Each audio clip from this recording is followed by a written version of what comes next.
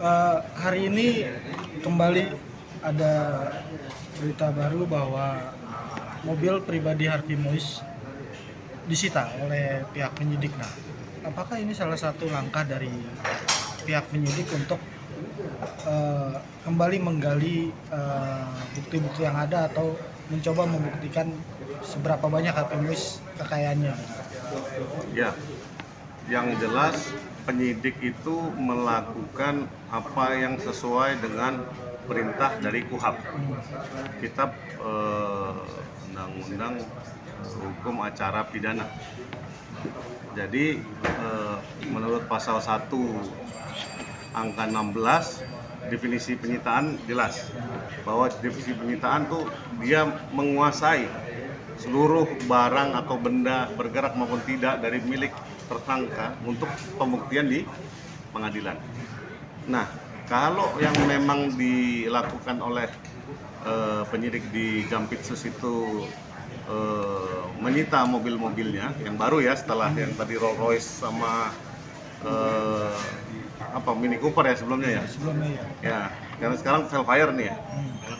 Nah, artinya kan dia mencoba mengumpulkan sebetulnya dengan, karena kan penyidik itu sudah mendalilkan bahwa sebetulnya dia adalah tersangka dari Tipikor, tindak pidana korupsi komunitas timah. Nah, apalagi dia juga sekarang tersangka dari TPPU tindak pidana pencucian uang yang berkenaan dengan Tipikor timah.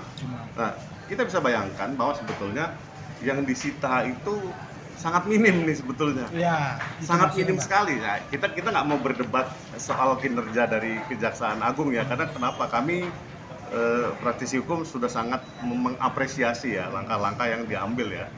Tapi terus terang banyak yang masukkan ke saya bilang, "Bang, kalau ini Jampitsus ini kok lambat sekali. Kenapa?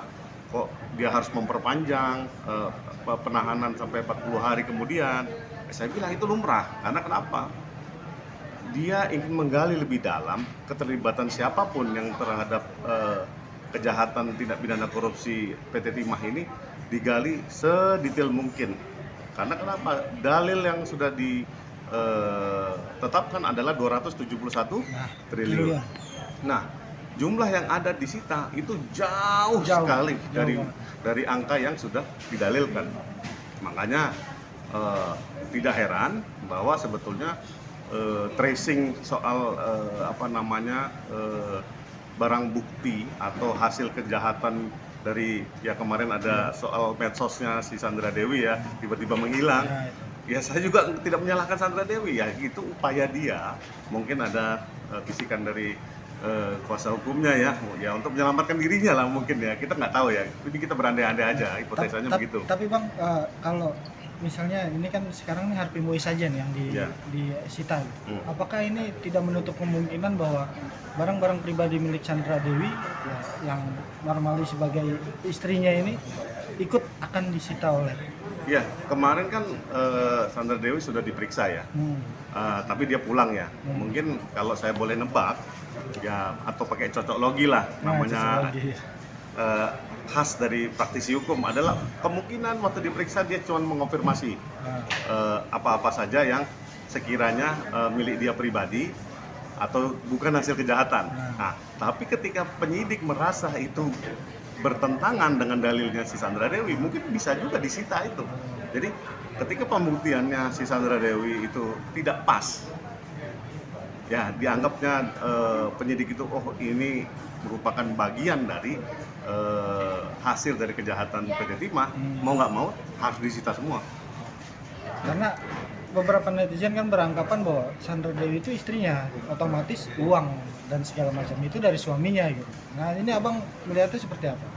Nggak bisa disalahkan juga, karena anggapan tersebut ya namanya kita pemodelannya adalah follow the money, artinya dia mengalir dari sumbernya mana, kemudian dinikmatinya oleh siapa, kemudian dicoba didistribusikan dan dinikmatin atau dirubah bentuk dan segala macam itu oleh istrinya. Ya coba aja bantah. Saya berharap kuasa hukumnya bisa menemukan formulasi untuk membantah hal tersebut. Nah, yang menarik juga netizen banyak yang menanyakan bahwa di Korea atau di Cina itu ada yang namanya seseorang yang koruptor sampai mengkhawatirkan negara itu ada yang dihukum mati atau dimiskinkan bang gitu. Dalam arti kata disita semua barang berharga mereka sampai mereka tidak mempunyai apa-apa. Sedangkan di Indonesia sendiri seperti kita lihat baru seperberapanya yang kena. Nah, abang melihatnya gimana sih? Apakah ini cocok dilaksanakan di Indonesia atau gimana?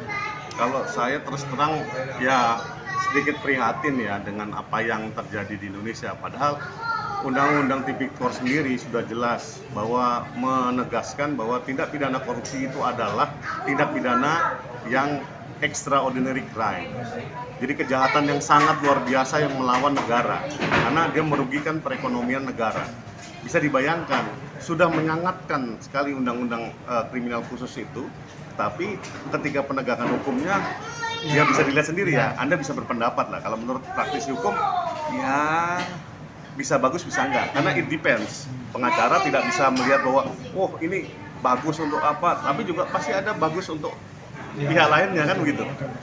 Tapi apa yang kita lihat sekarang bang, maksudnya netizen kan menginginkan ayolah kita miskinkan nih si ini karena ini nilainya parah banget buat rakyat. Nah menurut abang ini cocok nggak sih untuk si Harvey dan ini? Ya ketika Kejaksaan Agung terutama Jaksa Agung Muda Pidana Khusus sudah mendalilkan 271 triliun, yaitu notabene adalah kerugian negara atau perekonomian negara yang paling luar biasa. Tapi ketika pelaksanaannya itu melempem, pasti netizen akan berpendapat lain. Artinya saya tidak perlu mengomentari terhadap kinerja, tapi fakta di lapangan akan terlihat sendiri. Oke, terakhir bang, kan beberapa undang-undang khusus kasus korupsi ini masih digodok nih di DPR dan sampai sekarang belum keluar. Hemat abang apa sih untuk? Ya, saya berharap memang untuk menyelamatkan negara ini dari bencana korupsi yang sangat akut ya. Semenjak kita reformasi demokrasi setelah jatuhnya Orde Baru, mungkin di pemerintahan yang baru ini kami berharap lah, praktisi hukum berharap bahwa ada hukum yang lebih tegas terhadap tindak pidana yang extraordinary crime. Kalau namanya di narkoba dan terorisme, negara ini sudah top karena sangat-sangat disiplin dan tegas. Tapi untuk korupsi kok agak beda ya. Ya biar masyarakat menilai saja. Terima kasih.